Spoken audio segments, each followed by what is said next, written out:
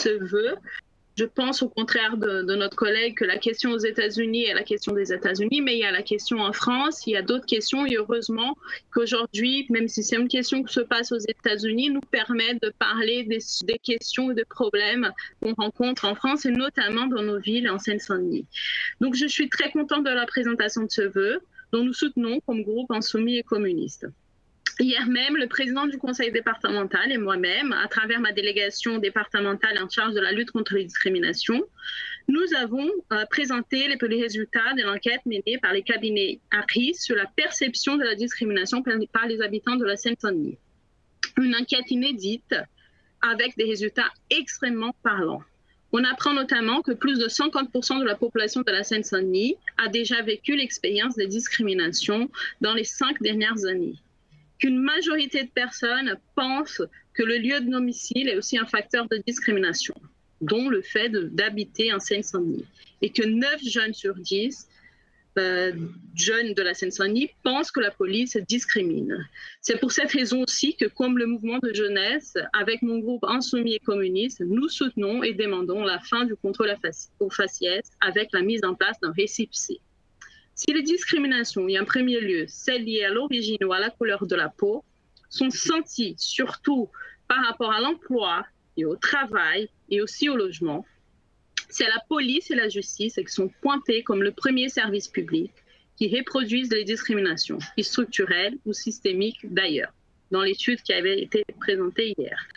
La famille d'Adama Traoré le sait, comme le disait Assa Traoré, et je cite, hier dans Le Monde, ce n'est pas une petite victoire que nous voulons. Nous voulons l'interdiction de toutes les techniques de mobilisation. Nous voulons que la police française soit réformée. Nous attendons que les gendarmes et les policiers qui se disent bons dénoncent le comportement de ceux que j'appelle des brebis galeuses.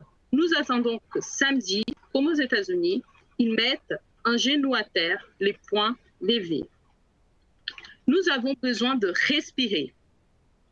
Fin de citation. Respirer quand on croise la police. Respirer quand nous sommes dans nos villes. Pour, comme on a présenté, une approche écologique dans nos villes. Le rapport Canopé tout à l'heure, le débat montre une fois de plus. Hein, c'est aussi à respirer que nous pensons, quand nous parlons de 2 priorités départementales. Bouclier social et transformateur pour des pratiques écologiques. Respirer en bonne santé. Et ici, le contexte du Covid-19 nous le rappelle une fois de plus. I can't breathe. Je ne peux pas respirer. C'est l'écrit de George Floyd qui peut être lu aussi comme métaphore pour les temps actuels quand il est repris en masse par les populations et les jeunes du monde entier. On crie parce que nous avons besoin aussi d'avoir des soins de qualité pour toutes et pour tous, dans tous les territoires de France et sans discrimination. Respirer dans nos quartiers. J'ai déjà évoqué le besoin de réformer notre police, en interne avec d'autres pratiques, en externe avec la proximité et une autre police. Quelques jours après les grandes mobilisations aux États-Unis, nous apprenons que la police de certains États des États-Unis, dont celle du Minneapolis, sera démantelée. Démantelée pour faire place à plus de prévention. Je me permets ici donc de revenir sur ces sujets qui est une grande urgence dans nos quartiers. En matière de protection, sur le plan de la prévention et particulièrement celui de la prévention spécialisée, dont les missions auprès de nos jeunes les plus vulnérables sont indispensables selon moi. À Saint-Denis, l'après-Covid-19 se fait déjà sentir douloureusement. Le trafic de drogue a refait surface très vite. Et pour la seule ville de Saint-Denis, 3 jeunes sont décédés en 1 an dans des affaires liées au trafic de drogue. Ces sujets font l'objet de mon intervention en séance lors des questions au préfet il y a bientôt 1 an. Car des intrusions de dealers dans les écoles du quartier de Launay-Belleville à Saint-Denis avaient eu lieu. Vous le savez, les parents d'élèves et les habitants s'étaient mobilisés en formant une chaîne humaine quotidiennement pendant des mois autour des écoles du quartier afin d'alerter les pouvoirs publics. Ils réclamaient des moyens en termes d'officiers de police judiciaire et d'éducateurs, éducatrices spécialisés.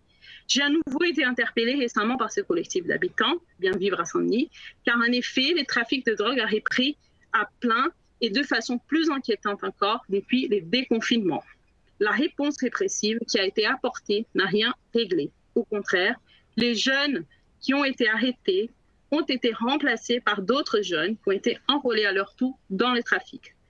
Nous dénonçons aujourd'hui, nous proposons, mais on nous demande d'agir. Je réitère donc ici, en pleine séance, qu'il s'agit de travailler avec l'État, la police et la justice pour une présence dans les quartiers et pour un retour massif des éducateurs et spécialisés.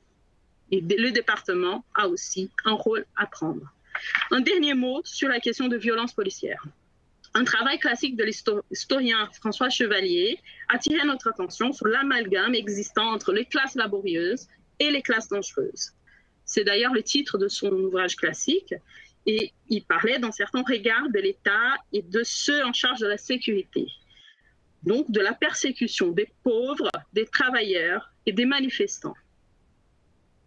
Nous avons vu la répression au mouvement des Gilets jaunes, le nombre de personnes blessées avec la perte d'un œil ou d'une main, le comité de soutien La Vérité pour Adama avait évoqué ce rapport banlieue Gilets jaunes dans certains médias. Donc nous sommes pour un retour de gardiens de la paix au lieu de la notion de force de l'ordre, pour une police et pour un État qui agissent dès maintenant avec des mesures pour combattre les discriminations et les inégalités. Des discriminations que la population de Seine-Saint-Denis connaît malheureusement très bien. Merci beaucoup de votre attention.